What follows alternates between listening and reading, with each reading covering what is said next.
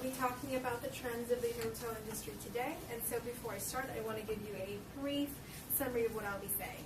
I'll start with a snapshot of the industry today. Then I'll move into how our consumers are changing.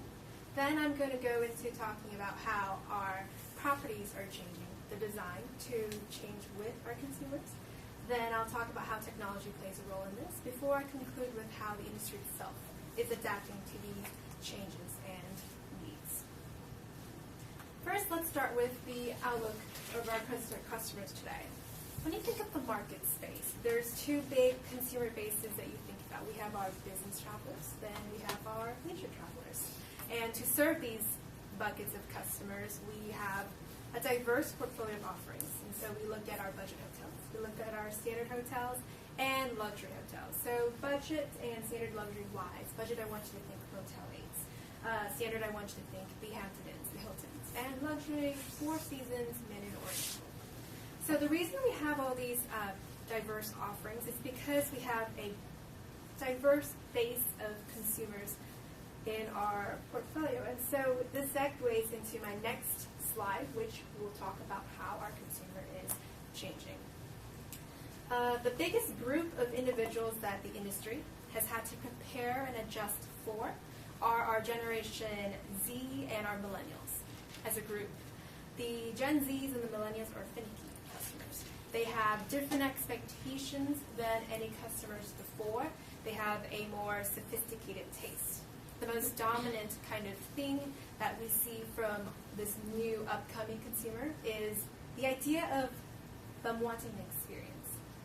In theory, experience is easy to explain. You have memories, you create moments. But in practice, the problem is that our industry professionals, our hoteliers, have had to take a look at their own properties, and they've had to see whether their property has the resources and processes that they need to support the creation of these experiences. Looking into the change of these trends, the first thing we took a look at as a group is the design of these hotels. Property spaces have actually changed physically to adapt for our consumers. And so to create this experience, first, for example, let's look at lobbies. Lobbies used to be a space where our customers just check in and check out.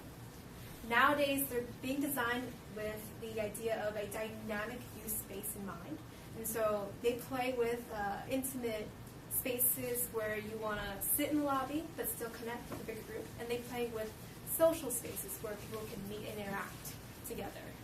Bathrooms used to be, it's just a space you need in a room. Nowadays, they're designing it with mind of a spa-like, more relaxed feeling. And finally, we'll look at also guest room configurations. You never thought that with the new influx in generations, you'll need more electric ports in the room to plug in, or that you want to stay connected to your TV. And which brings me to the next point of my slides, technology. Mike, before you go there, can we back up and talk a little bit more about some examples of personalized spaces in, let's just say, the hotel lobby? Are you talking about more intimate, a seating area for four over here and another one for over here? I mean, give me some idea. So I'll give you an example. If we take a look at this picture here, when I talk about these personalized spaces and the dynamic lobbies, I mean that they have to design it in mind for multi-uses. So there's also spaces where you can sit intimately and recline, kind of like in a lounge chair, and you plug in and you have your laptop, and that's the intimate space right there. Okay. And then you also have to think about catering to our people that want to stay more publicly connected, so social settings, and that's what I mean with these more seaters, floor seaters, where they can see each other publicly. I mean, I'm picturing a Starbucks sort of situation here. That's very true. Starbucks also is very customer-centric, and that's, I think, the trend that's going towards these days for all hospitality-related facilities. So that's what you have in mind here. Yeah. Yes. I'm just trying to create a picture. Okay. Okay. All right. So I'm going to go back to where I was talking about technology, guest room configurations. Ashley was mentioning how the platforms for hotel booking has changed. It used to be you get on the phone, you get on with a travel agent, call, set a room.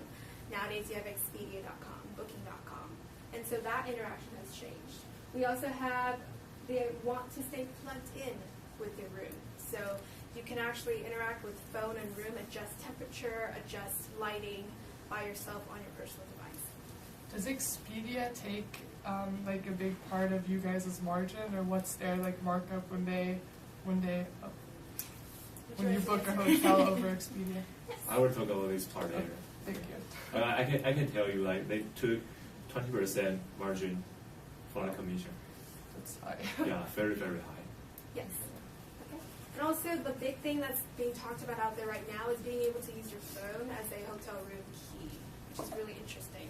So what I'm going to conclude with is how our industry professionals and academics have actually adapted to these trends. First off, yes, the new and upcoming consumers are the Gen Zs and the millennials, but we serve a multi-generational consumer base where we might have those adults that are not so thrilled with let's use the phone as a hotel key. And so what the industry has done, at least in a lot of the hotel companies, is they've taken this multi-brand portfolio approach. So they actually have distinct lines of properties in their portfolio so that they can cater to different target audiences. So in conclusion, despite the trends and the spaces and technology changing everything, the core of the hotel industry is still their consumer, and they have to meet needs of the entire group. Now my colleague Max will be presenting on the American economy.